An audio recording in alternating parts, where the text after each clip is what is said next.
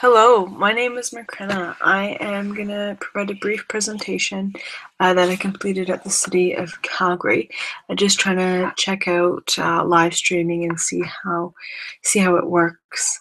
So I'm going to just tell you a little bit about me first.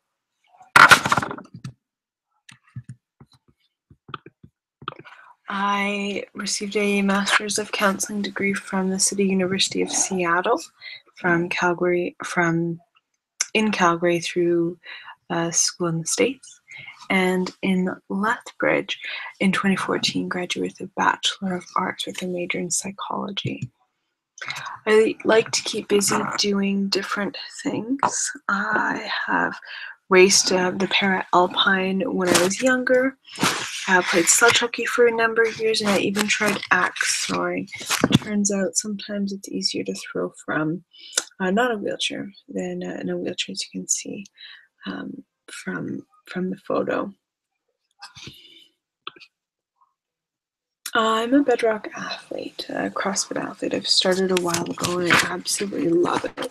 What I've really noticed were the transferable skills that I gained through this, which have been remarkable. I can ski now from the top to the bottom of the mountain. I can lift my 3-year-old cousin with ease. And what I see is this is strength, but this is also independence. The incredible coaches encourage those living with different disabilities to check them out. And I love working with them to figure out different modifications or adaptations needed to complete the workout. I have been playing wheelchair basketball for a number of years. Recently, this year, we won gold at the women's tournament in Burlington, Ontario. Sometimes I do things that are a little out of my league. Last year I tried rock climbing and it took me an hour to try and get over the first hold. I did, and I was about to call it quits when 2 people came over to belay my friend and I. It took us over 2 hours to manage to get to the top, but we did it, and it was definitely a team effort. I'm very thankful for the support of the 2 strangers that we met that day, and the person that went up with me. Sometimes I rappel down 30 stories in support of Easter seals. I had to ask the fellow at the top of the building to kick me off. Last summer, though, I accomplished the Canadian Mount Everest Expedition Trail in Kananaskis Country, which is a 2-kilometer loop. What I learned after this hike, though, was it is very important to check out the elevation changes. There was 122 meters of elevation change in this small hike. I was challenged both physically and mentally, and this hike took much, much longer than expected. You can see here, this was, going straight up the mountain. This was the beginning, and well, the view of the Kananaskis Lakes was pretty stunning when we got there. These are a few photos of me when I was younger. I was diagnosed with spastic diplegic cerebral palsy when I was 4. Some disabilities are visible and some are not. And there are so many factors that make each of us in this room, that are listening, unique, not just one. So I think it's important to have these factors that are part of you, that are part of me, but aren't the only things that define us. Recently, I was one of the youth ambassadors on the Canada C3 expedition. One of my hopes was to highlight one of the themes from Canada 150, which was diversity and inclusion through the lens of disability. The 150-day expedition was divided into 15 different legs that had a cross-section of Canadians on it. Scientists, artists, musicians, chefs, Indigenous elders, politicians, newcomers, and teachers were some of the people that attended. The ship started in Toronto on June 1st, sailed up the East Coast, through the Northwest Passage, down the West Coast, sailing coast to coast to coast. This map is a brief one, but in the red, that covers the 14th leg from Bella Bella to Campbell River.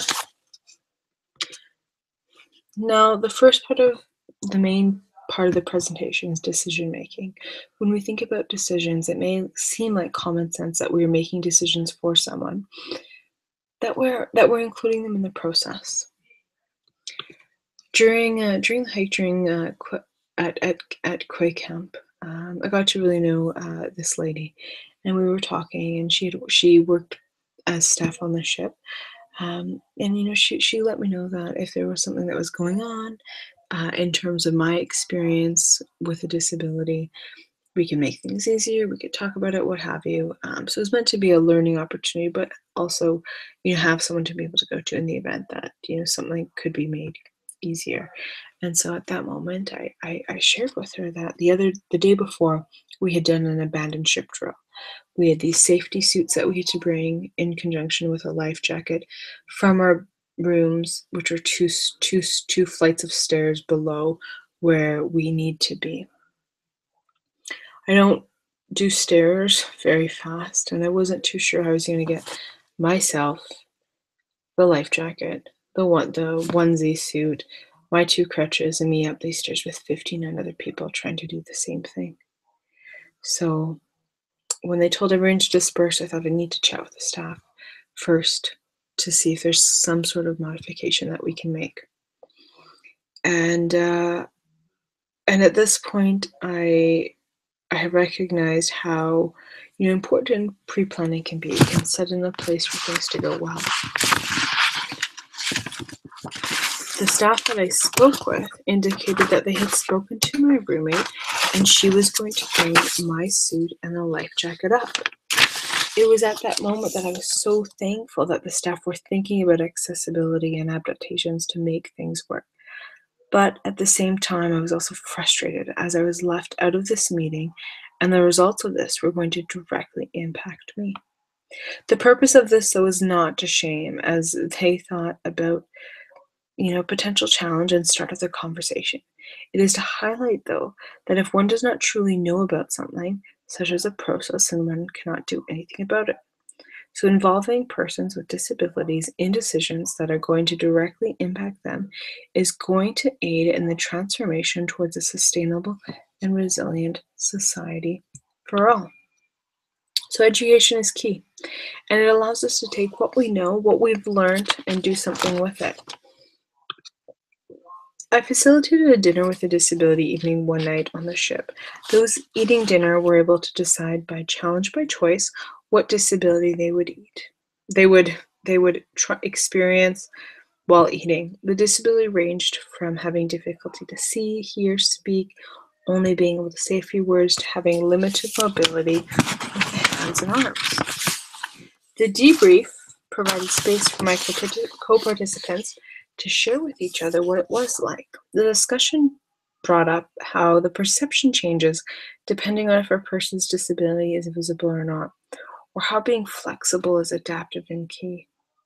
Some shared that it was hard figuring out how to communicate, and some even felt like they were backing away from conversations because they couldn't immerse themselves in the way they thought they could, or they knew they could, or they had in the past. While some used the chalkboards surrounding the dining room to communicate. The group as a whole, were able to understand person first language, person before the disability, and the concept of help was also explored. Through the discussion, what surfaced was those living with disabilities typically know what supports they require. First, ask if you can help and if they need it, and then always follow that by asking how.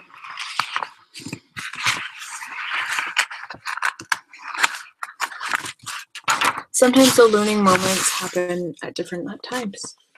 I had one person come to me on the last evening and apologize for not choosing a disability for the dinner.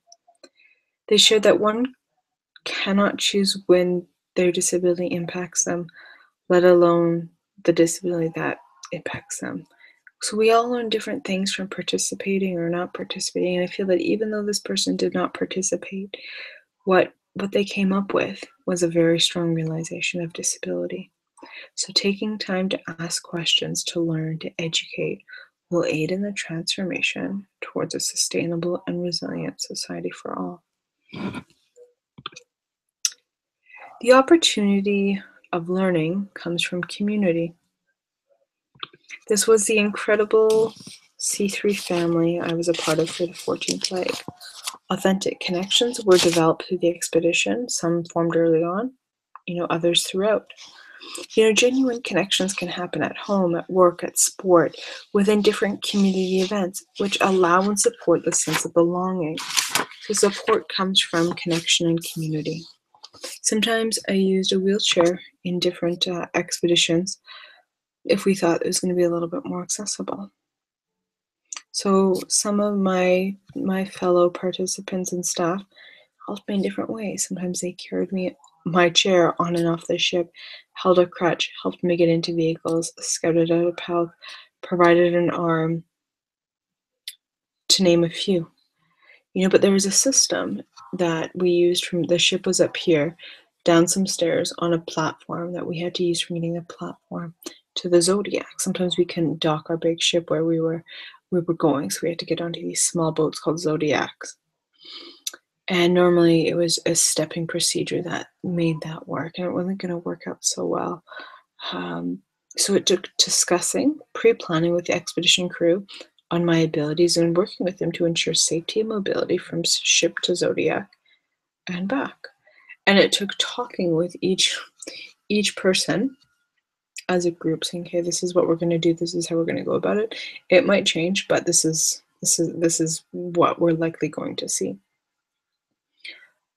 One day, even, I popped my wheelchair tire, traveling from Alert Bay back to the ship. Once we got to the ship, it was handed off to some staff to see if they could get it patched up. 2 days went by, and I had not needed the wheelchair, but was wondering about its whereabouts. When I asked the staff about it, they shared that a few of the co-participants were working on it.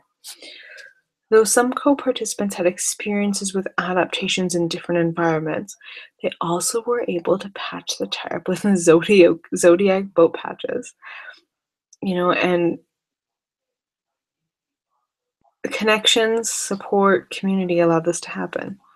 Today, the wheel is still rolling well.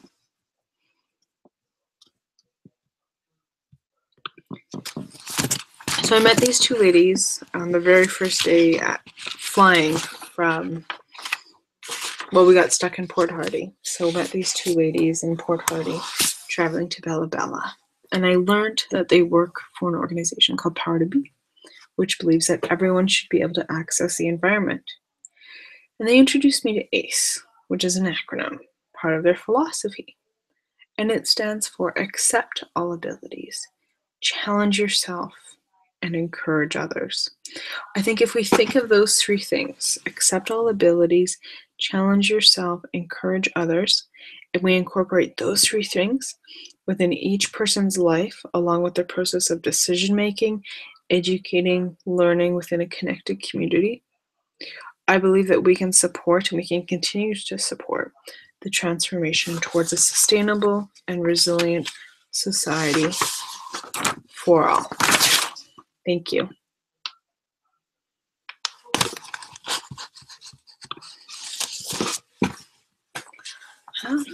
Let's see.